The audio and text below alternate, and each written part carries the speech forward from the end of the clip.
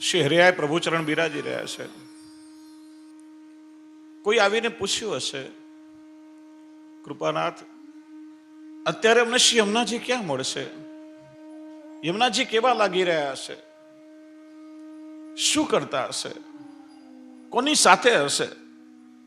તારે શ્રી હરિરાયજીના મુખારવિંદમાંથી આ પ્રગટ થયું. યમુનાજી ક્યાં બિરાજી રહ્યા છે? પિય સંગ, પોતાના પ્રિયતમ પોતાના પ્રભુની સાથે કેવા લાગી રહ્યા છે? રંગ ભરી.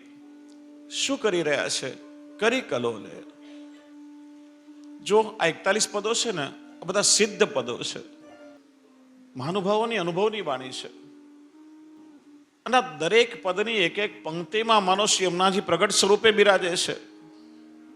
આ અષ્ટસખાની વાણી અને આચાર્ય ચરણોની વાણી એ કોઈ કવિની કલ્પના કે કવિતા માત્ર નથી, અનુભવની વાણી છે. મર્યાદા માર્ગમાં જેમ ઉપાસના મંત્ર પ્રધાન છે, મંત્રથી ભગવાનનું આવાહન થાય, મંત્રથી એક એક ઉપચાર ભગવાન સ્વીકારે અને મંત્રથી દેવનું વિસર્જન થાય, એમ પુષ્ટિ માર્ગમાં આ કીર્તનો પણ બધા મંત્રાત્મક છે, અનુભવની વાણી છે. આપણે ત્યાં ઠાકોરજી જાગે પણ કીર્તનથી, અરોગે પણ કીર્તનથી. એક એક લીલાઓમાંનો પ્રભુની પ્રગટ થતી હોય. અને ઠાકોરજીનું પણ નામ છે લીલા ગુણગાન પ્રિય. પોતાની લીલાઓના ગુણગાન શ્રવણ કરવાથી પ્રભુ પણ અતિ પ્રસન્ન થાય છે. અને સેવાના સમયમાં આપણા કીર્તનોનું ગાન કેમ કરીએ છીએ?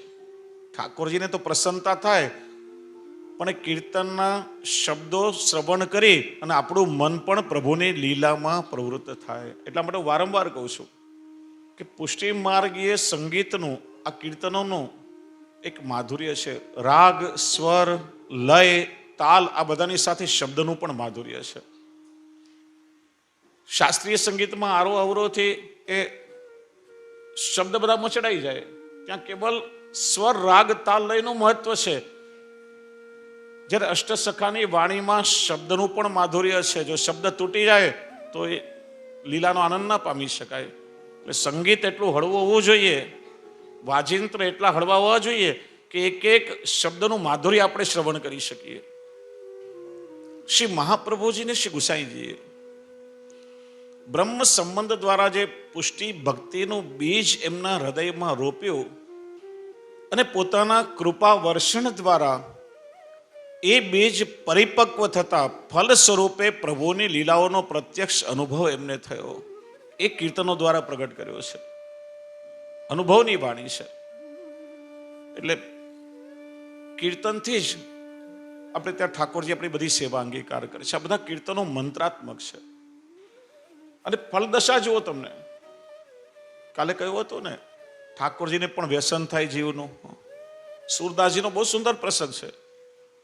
એકવાર ઠાકોરજીને સ્વામીજી યુગલ સ્વરૂપ લીલા કરી રહ્યા છે અને એ લીલાનું દર્શન કરી અને સુરદાસજી એ લીલાના પદોનું ગાન કરી રહ્યા હતા. ત્યારે સ્વામીજીએ સુરદાસજીને આજ્ઞા કરી, સુરદાસજી, આજે અમારો એક જુદો મનોરથ છે.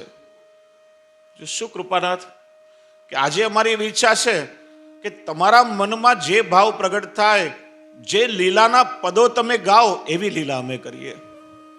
જો પ્રભુ પણ ત્યાં કેટલા ભક્તને વશ થઈ ગયા. અને સુરદાસજીના મનમાં જે ભાવ પ્રગટ થયો, જે લીલાનું ગાન સુરદાસજી કરે, એવી લીલા ઠાકોરજીને સ્વામીજી ત્યાં કરે. આ અનુભવની વાણી છે. અને એમાં આચાર્ય ચરણો મહાનુભાવની વાણી હોય, એમાં બાકી શું રહે? પિય સંગ રંગ. જો ભાષા સાહિત્યમાં આપણા કોઈ વાલા વ્યક્તિ હોય ને, એના માટે 3 કેટેગરી હોય: પ્રિય, પ્રિયતર અને પ્રિયતમ. પ્રિય કોને કહેવાય? આપણી આંખોને ગમે. આંખોને ગમે તે પ્રિય. પ્રિયતર આંખોને પણ ગમે અને આપણા મનને પણ ગમે.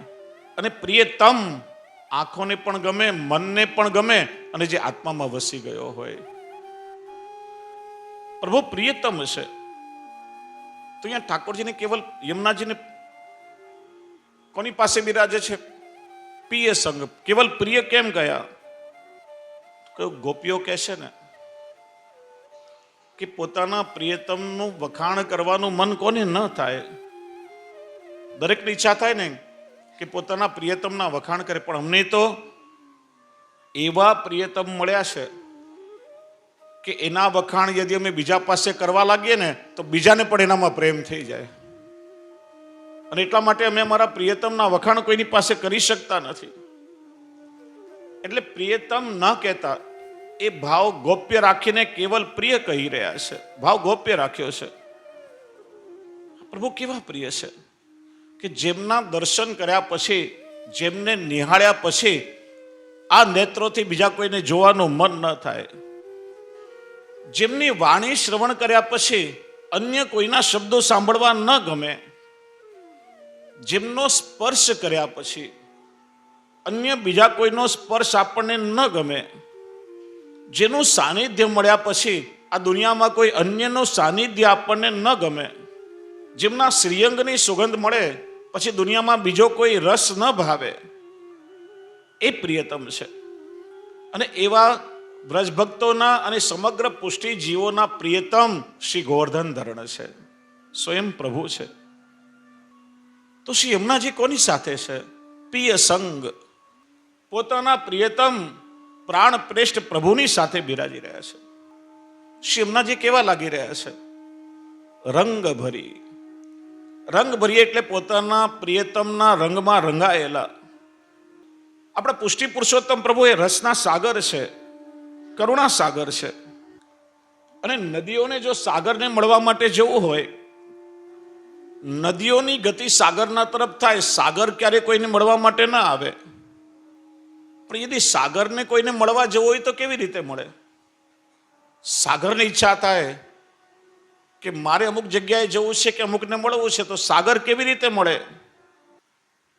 જેમ પ્રભુને પણ ઈચ્છા થાય, પ્રભુ તો રસના સાગર છે, પ્રભુને ઈચ્છા થાય કે મારે અમુક જીવ પર કૃપા વરસાવી છે, મારે મારા અમુક ભક્તને મળવું છે, તો પ્રભુ કેવી રીતે મળે?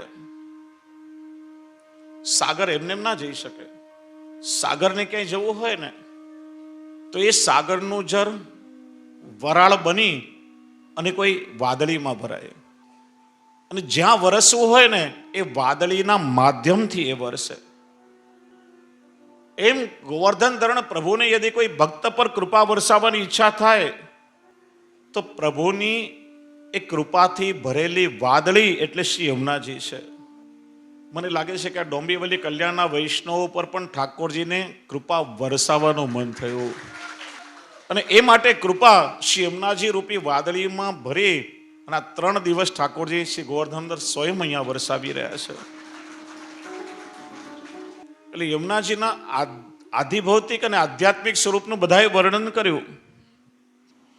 જ્યારે શ્રી મહાપ્રભુજીએ યમુનાજીના આધિભૌતિક, આધ્યાત્મિક અને આધિદૈવિક સ્વરૂપનું દર્શન આપણને કરાવ્યું છે. વિક્રમ સંવત 1549 શ્રાવણ સુદ ત્રીજનો દિવસ છે. શ્રી મહાપ્રભુજી પૃથ્વી પરિક્રમા કરતા કરતા ગોકુલ પધાર્યા છે. એ સમયે આજની જેમ ગોકુલ ગામ નહીં હતું. યમુનાજીનો વિશુદ્ધ જલ પ્રવાહ વહી રહ્યો હતો અને પ્રગાઢ વનરાજી હતી. શ્રી મહાપ્રભુજી તો લીલાના સાક્ષી છે. રૂપમ તત્ ત્રતયાત્મકમ પરમવિધ્યેયમ સદા વલ્લભમ. પણ જીવ માટે સ્થાનો બતાવા હતા. प्रश्न કર્યો, दमला सारस्वत कल्प में यहाँ गोविंद घाट और ठकुरानी घाट हते, वो स्थान कौन सो होएगो? ये अत्यारे क्या हशे?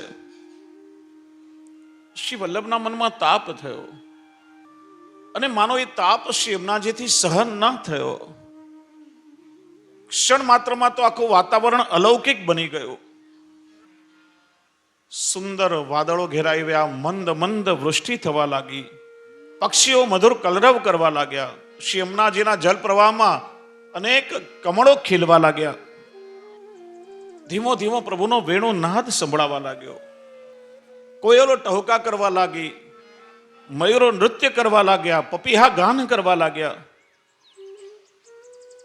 અને ત્યાં જ યમુનાજીની મધ્યમાં એક વિશાળ કમલનું ફૂલ ખીલ્યું. અને એ કમળની મધ્યમાં મુકુટ કાશીના શૃંગાર કરી 16 વર્ષના 16 સ્વરૂપે શ્રી યમુનાજી પ્રગટ થયા. ઘેરદાર વાઘો ધારણ કર્યો છે, કમલના પુષ્પોની માલા ધારણ કરી છે, શ્રીહસ્તમાં કમલની માલા છે, હીરાપન્ના માણેકના આભૂષણો ધારણ કર્યા છે. ચરણારવિંદમાં ધરેલા નૂપુરનો મધુર રણકાટ સંભળાઈ રહ્યો છે. એક એક કમલપલ પોતાના ચરણ પધરાવતા પધરાવતા શ્રી યમુનાજી શ્રી મહાપ્રભુજીની સન્મુખ પધાર્યા. શ્રી વલ્લભે યમુનાજીના દર્શન કર્યા.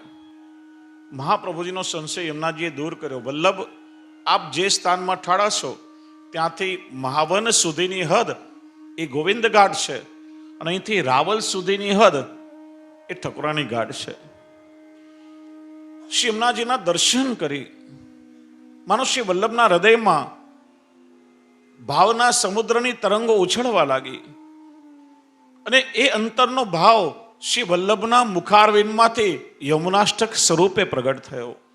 નમામિ યમુના મહમ સકલ સિદ્ધિ હેતુમ મુદા મુરારી પદ પંકજ સ્ફુરદ મંદરેણુત્કટામ. એ યમુનાજીનું પ્રથમ દર્શન થતા યમુનાષ્ટક દ્વારા શ્રી મહાપ્રભુજી યમુનાજીની સ્તુતિ કરી. એ દિવસ એટલે ઠકુરાણી ત્રીજ, શ્રાવણ સુદ ત્રીજનો દિવસ. ત્યાર પછી શ્રી ગુસાઈજીએ અષ્ટપદી, શ્રી હરિરાયજીએ વિજ્ઞપ્તિ આદિ રચી. ભગવદીઓએ પણ વ્રજભાષામાં અનેક પદોની રચના કરી અને શ્રી યમુનાજીના અપાર મહાત્મ્યને પ્રગટ કર્યું છે. આ બધા પદ સાહિત્યમાં શ્રી યમુનાજીના 108 પદો, અને એમાં પણ 41 પદો મુખ્ય ગણાય છે. ધ્યાનથી સાંભળજો. બધા વૈષ્ણવ લગભગ યમુનાજીના 41 પદના પાઠ કરતા હોય છે. અને 41 પદો આપણને મળ્યા એ શ્રી હરિરાયજીની આપણા પર કૃપા છે. શ્રી હરિરાયજીએ 108 પદોમાંથી 41 પદોનો ગુચ્છ કૃપા કરીને આપણને આપ્યો છે. અષ્ટ સખાઓના 8 સખાઓના 4 પદ શ્રી હરિરાયજીએ લીધા. 4 પદ લેવાના કારણ કે જીવના 4 પુરુષાર્થો છે: ધર્મ, અર્થ, કામ અને મોક્ષ. બીજું પ્રમાણ, પ્રમેય, સાધન અને ફલ. અને 4 પદ લેવાનું ત્રીજું કારણ કે એક પદમાં નામ, રૂપ, ગુણ અને લીલા. એ રીતે અષ્ટસખાના 4 પદ લીધા તો 8 ચોક કેટલા થાય? મેં સાંભળ્યું ડોંબીવલીના વૈષ્ણવનું ગણિત બહુ પાકું છે. કેટલા થાય 8 ચોક? 32. બીજા 4 પદેમાં ઉમેર્યા ગંગાબાઈ ક્ષત્રાણીના, શ્રી વિઠ્ઠલ ગિરિધરનની છાપવાળા. 32 ને 4 કેટલા થાય? 36. શ્રી હરિરાય પ્રભુચરણના પોતાના રચેલા 4 પદો 40. આ 40 પદોનો પાઠ શ્રી હરિરાયજી નિત્ય કરતા. પણ કે છે ને, શૂન્ય અપશુકન કહેવાય. આ એક પ્રકાર છે કે કોઈને ત્યાં અશુભ થયો હોય ને અને આપણે વ્યવહાર કરવો હોય ને તો શૂન્યમાં વ્યવહાર કરાય. 100, 200, 500 એ રીતે. પણ કોઈ શુભ પ્રસંગ હોય ને તો શૂન્યની ઉપર 1 ઉમેરીને 251, 501, 101 એ રીતે આપણે વ્યવહાર કરીએ. શુકન શાસ્ત્રમાં શૂન્યને અપશુકન માનવામાં આવે છે. એટલે 40ની ઉપર 41મું પદ છે શરણ પ્રતિપાલ ગોપાલ રતિ વર્ધિની. એ કૃષ્ણદાસજીનું 1 પદ શ્રી હરિરાયજીએ ઉમેર્યું. અને આ પદ એવું છે કે જેમાં નામ, રૂપ, ગુણ, લીલા આ બધાનો સમન્વય છે. એ રીતે પદોની સંખ્યા થઈ 41. જેમ શ્રી હરિરાયજીએ આપણને 41 શિક્ષાપત્રનું દાન કર્યું છે. 3 દિવસમાં 41 પદોનું ગાન શક્ય નથી. 3 દિવસમાં તો યમનાષ્ટક પણ ના થઈ શકે. અને આપણે તો બધાનો સમન્વય કરી અને વર્તમાન સમયમાં આપણા ભાવના અનુરૂપ મુખ્ય મુદ્દાઓની ચર્ચા કરશું. એનું કારણ શરૂઆતમાં આપણે જોયું કે આપણે બધા મનથી બીમાર છીએ. અને આપણને કોઈ બીમારી થઈ હોય, ડોક્ટર આપણને પ્રિસ્ક્રિપ્શન લખી આપે અને આપણે દવાની દુકાનમાં જઈએ તો કંઈ એ દુકાનમાંની બધી દવા આપણે નથી ખરીદીને લાવતા. પેલી લાલ દવા છે નહીં છે મેલેરિયાની, અડધો કિલો બાંધી આપો. પેલી પીળી દવા કઈ છે ટાઇફોઇડની, 250 ગ્રામ બાંધી આપો. 100 ગ્રામ દવા પેલી કોરોનાની આપો. એમ કઈ બધી દવાઓ ઉપાડીને આપણે નથી લાવતા. ડોક્ટરે આપણને પ્રિસ્ક્રિપ્શનમાં જે દવા લખી આપી હોય ને એ જ દવા પેલી દવાની દુકાનવાળો આપણને આપે. આપણે મનથી બીમાર છીએ અને આ દવાની દુકાનમાં તો યમુનાજીના 108 પદો છે, યમનાષ્ટક છે, વિજ્ઞપ્તિ છે, ઘણી બધી દવાઓ છે. પણ એક વસ્તુ યાદ રાખો કે અહીં જે વૈષ્ણવ બેઠા છે, શ્રોતાઓ બેઠા છે, અને એ બધાના મનમાં જે બીમારી છે અને એ બીમારીને કઈ દવા લાગુ પડશે એ શ્રી વલ્લભે આપણા માટે નક્કી કરી છે અને એ દવા અહીંથી બધાને મળશે. બધી દવાઓ સામટી લઈને તો ઘણીવાર રિએક્શન આવી જાય, હા, જીવ પચાવી ના શકે.